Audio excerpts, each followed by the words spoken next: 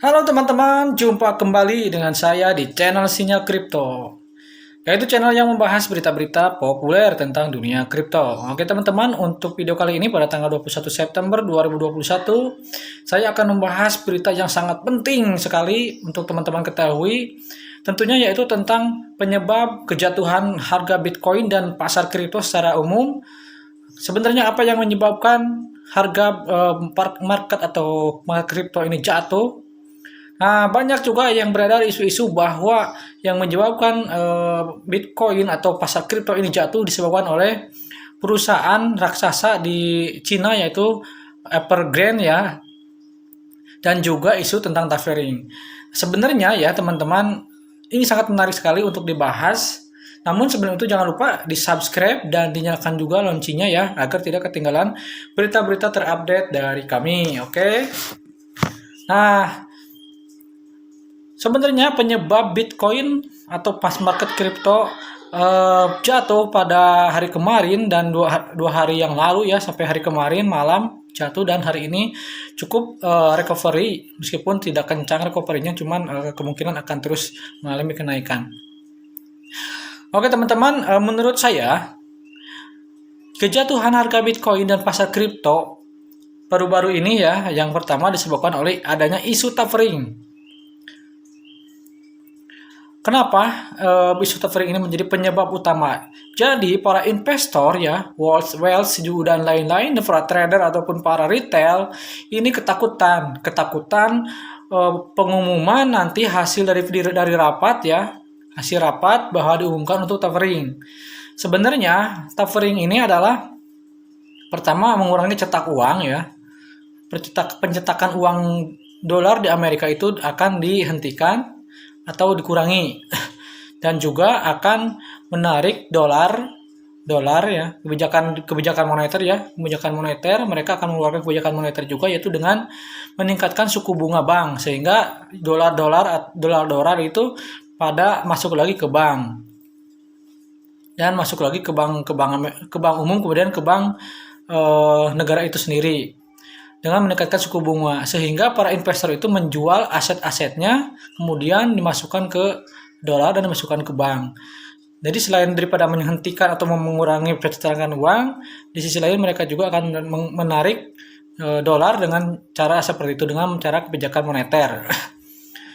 Kenapa para investor memasukkan atau menjual aset ketika ada kebijakan seperti itu? Karena tingkat suku bunga bank, sudah saya jelaskan sebelumnya ya, tingkat suku bunga bank itu meningkat, sehingga para investor lebih memilih untuk masukkan dananya ke bank, dari bank umum kemudian masuk ke bank negara gitu ya, bank yang kalau di Indonesia itu BI misalkan gitu ya. Jadi si BI-nya itu kalau di Indonesia, jadi bank negaranya itu meningkatkan suku bunga, kemudian kemudian para investor menyetorkan ke bank umum, dan bank umum juga menyimpan dananya di bank utama gitu ya, bank yang dimiliki oleh negara itu gitu ya. Nah itu, jadi sebenarnya taperingnya belum terjadi, tapi masih isu gitu kan, masih rencana. Dan juga sebenarnya kalau kita lihat nilai dolar juga belum menguat sebenarnya gitu kan. Jadi belum terjadi, belum ada penguatan, dan meskipun nanti misalkan ada tapering, sebenarnya tidak akan langsung si nilai dolar itu nilainya itu meningkat gitu atau menguat. Perlu proses gitu ya. Karena ya perlu perjalanan dan perlu proses yang cukup lumayan lama gitu ya, untuk agar si nilai dolarnya itu meningkat gitu ya, atau menguat. Tetapi dikarenakan ini panik di awal, dikhawatirkan aset-aset mereka di kripto itu jeblok, sehingga para investor ataupun para trader yang menjual aset kriptonya dan aset sahamnya juga ya, menghindari penurunan nilai aset mereka gitu. Nah, setelah dijual Bitcoinnya atau kripto lainnya, kemudian disusul dengan ada yang cut loss. Jadi ketika turun ada yang cut loss, otomatis kan terjual kan. Kemudian ada yang dilikuidasi, terjual juga secara otomatis, sehingga harga makin dalam gitu ya. Jadi taperingnya belum belum terjadi, tapi paniknya sudah luar biasa banget gitu ya, takutnya gitu para investor. Nah itu yang penyebab utamanya. Jadi, nah bagaimana dengan perusahaan Evergrande ini? Ini tidak ada kaitannya sebenarnya dengan perusahaan tersebut. Perusahaan tersebut itu adalah perusahaan yang bergerak di bidang properti. Jadi dia itu developer properti ya tingkat sudah tingkat katakan internasional gitu, sudah besar gitu. Jadi tidak ada pengaruhnya sebenarnya. Jadi perusahaan tersebut dijadikan kambing hitam para whales ya, dijadikan kambing hitam para whales dan orang-orang yang punya kepentingan